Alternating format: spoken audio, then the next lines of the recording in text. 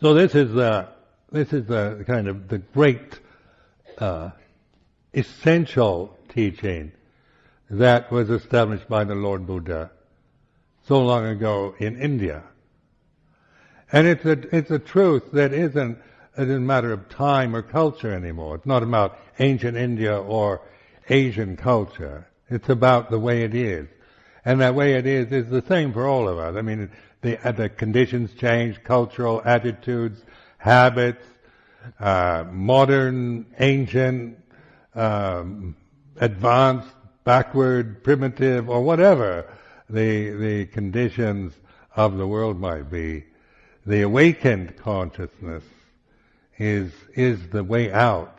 It is the only possible way of resolving conflict and realizing the Dhamma, or the truth, ultimate truth. So this is, and now this was in the Buddhist teaching, the Four Noble Truths. This is a very profound teaching. Even though it sounds simple enough, Four Noble Truths and so forth. It's not a matter of thinking or analyzing, but it's like a map. It's a good road map. If you use it for traveling on, then you can observe, you get to the goal, you realize the truth. Because the truth is reality itself. It's not an abstract, kind of metaphysical, philosophical, ideal truth.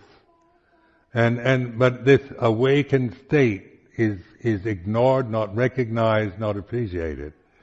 And at this time, in modern societies such as this one, the suffering that we have and the endless conflicts and problems that we have within ourselves, within our relationships, within our families and society, internationally, wherever. It's because this reality has never been fully recognized, never appreciated. So it is a matter of kind of trying to convert or convince or dominate another group. Where the Buddha's teaching isn't about converting anyone to becoming a Buddhist. The Buddha was not a Buddhist. And he didn't teach Buddhism. He taught Dhamma. Now this is very important because there's so many different Buddhist traditions now and different Buddhist conventions. And of course in a country like this it gets very confusing because there's so many books written, there's so many, so much available, so much information, translations from various Buddhist schools and traditions, not to mention all the other religions and philosophies now are available in libraries, in bookshops, internet. I even hear I'm on the internet, and I have nothing to do with this. I don't know how to do this. But if you do it, somebody say Sumedho, you'll find all kinds of things about me. I hope they're all right.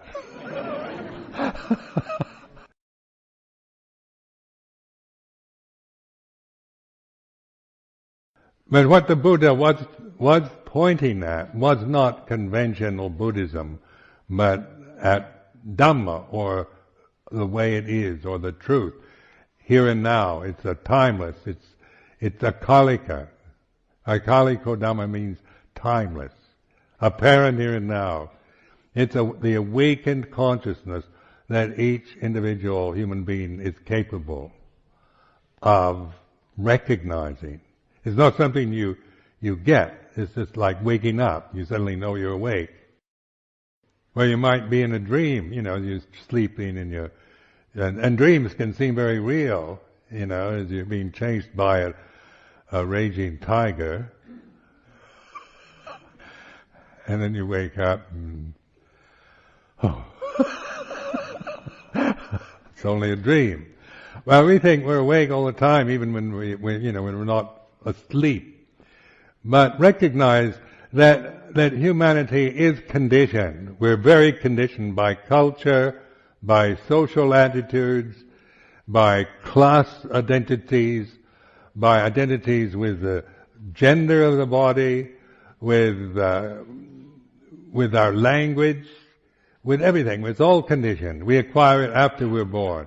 When you're born, you don't have any perceptions of yourself as an individual person, as a male or a female, as a European or an Asian, or anything. You're conscious. There's consciousness, and that consciousness is experienced through the form, the physical body. And that's Dhamma, that's the way it is. And then after, of course, we're born, then we get conditioned. You are a little boy, and you're an American, and your name is Robert. That's what my mother said.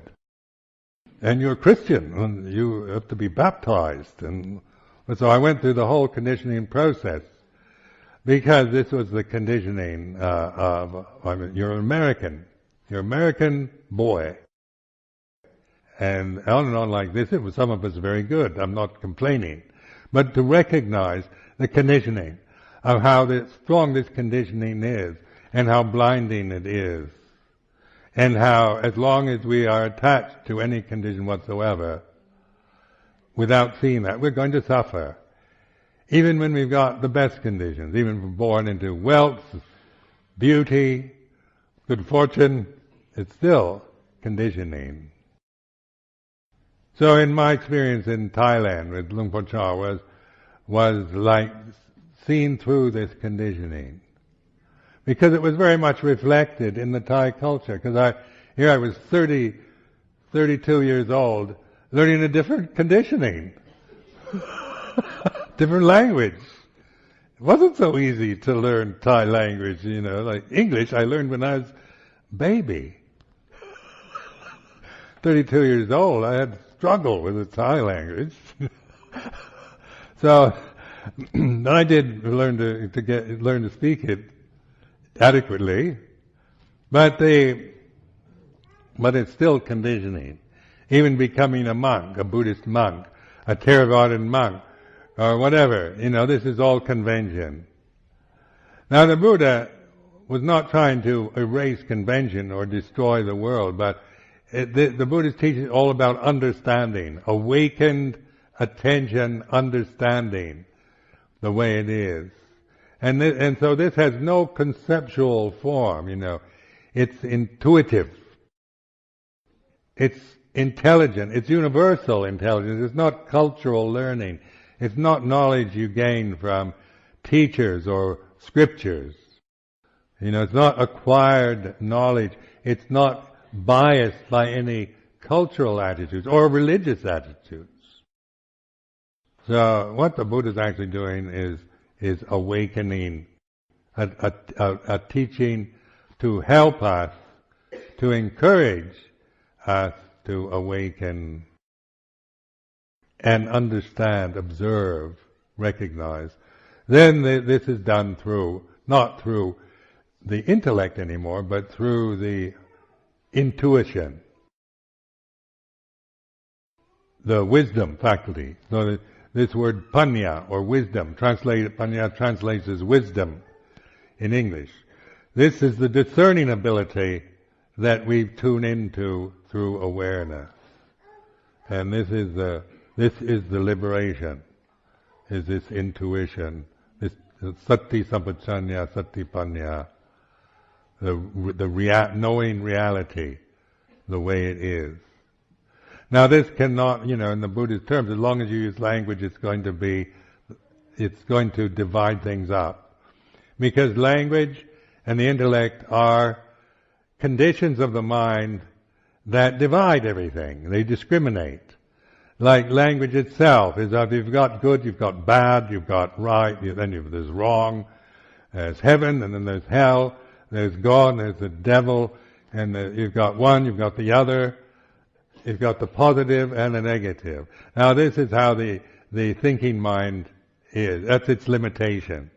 As long as one is attached to the intellect, to the thinking process, and doesn't realize recognize the suffering of that attachment, then we live in a world of, which is divisive.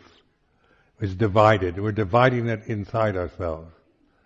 There's always me and you, and then there's right and wrong.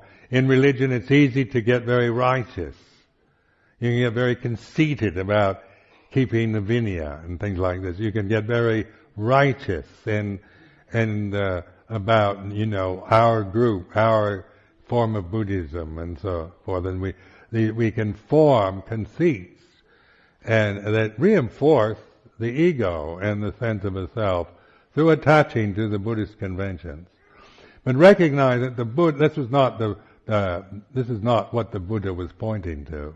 Was not becoming a Buddhist, not trying to make yourself into some ideal, or trying to always try to control everything and try to fight against evil forces, but to recognize, to awaken and recognize conditioned phenomena